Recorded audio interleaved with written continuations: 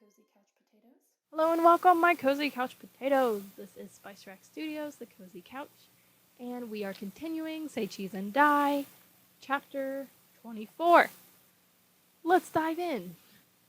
This is impossible, Greg cried aloud, gaping at the snapshot in his trembling hand. How had Sherry gotten into the photo?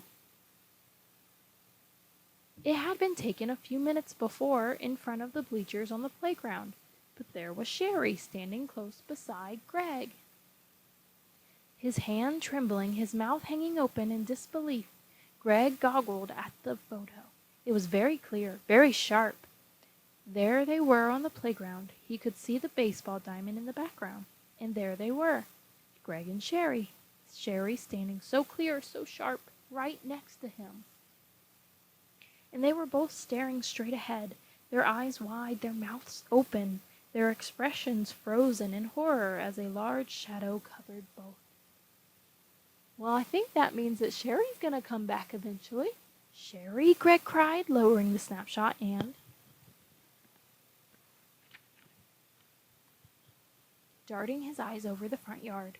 Are you here? Can you hear me? He listened. Silence. He tried again. Sherry, are you here? Greg, a voice called. Uttering a startled cry, Greg spun around. Huh? Greg, the voice repeated. It took him a while to realize that it was his mother calling to him from the front door. Oh, hi, Mom. Feeling dazed, he slid the snapshot back into his jeans pocket. Where have you been? His mother asked as he made his way to the door. I heard about Sherry. I've been so upset I didn't know where you were. Sorry, Mom, Greg said, kissing her on the cheek. I should have left a note. He stepped into the house feeling strange and out of sorts, sad and confused and frightened all at the same time. 2 days later, on a day of high gray clouds, the air hot and smoggy, Greg paced back and forth in his room after school. The house was empty except for him. Terry had gone off a few hours before to his Terry had gone off a few hours before to his after-school job at the dairy freeze. Mrs. Banks had driven to the hospital to pick up Greg's dad, who was finally coming home. Well, there's some good news. Greg knew he should be happy about his dad's return, but there were still too many things troubling him, tugging at his mind, frightening him. For one thing, Sherry still hadn't been found. The police were completely baffled. Their new theory was that she'd been kidnapped. Her frantic, grieving parents waited home by the phone. But no kidnappers called to demand a ransom. There were no clues of any kind, nothing to do but wait and hope. As time passed, Greg felt more and more guilty. He was sure Sherry hadn't been kidnapped. He knew that somehow the camera had made her disappear. But he couldn't tell anyone else what he believed. No one would believe him. Anyone he tried to tell the story to would think he was crazy. Cameras can't be evil, after all. Cameras can't make people fall downstairs, or crash their cars, or vanish from sight. Cameras can only record what they see. Greg stared out of his window, pressing his forehead against the glass, looking down on Sherry's backyard. Sherry, where are you? He asked aloud, staring at the tree where she had posed. The camera was still hidden in the secret compartment in his headboard. Neither Bird nor Michael would agree to help Greg return to the Kaufman house. Besides, Greg had decided to hold on to it a while longer in case he needed it as proof. In case he decided to confide his fears about it to someone. His other fear was that Spidey would come back to Greg's room, back for the camera, so much to be frightened about.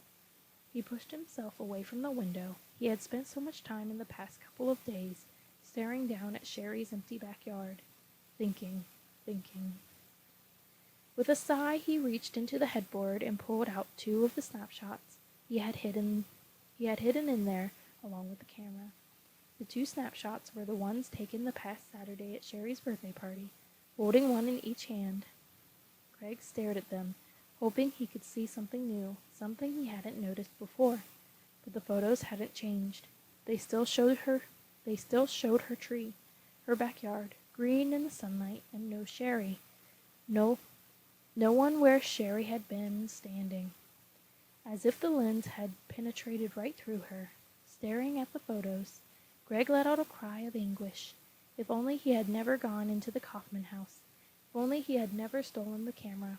If only he had never taken any photos with it. If only, if only, if only. Before he realized what he was doing, he was ripping the two snapshots into tiny pieces. Panting loudly, his chest heaving, he tore up the snapshots and let the pieces fall to the floor.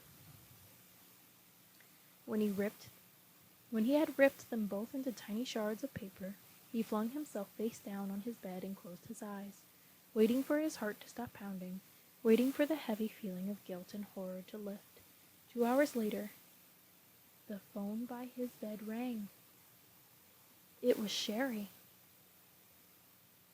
Well, my cozy couch potatoes! What an exciting end! Each chapter seems to end on its own little cliffhanger, doesn't it? Well, we will find out what Sherry has to say tomorrow with chapter 25.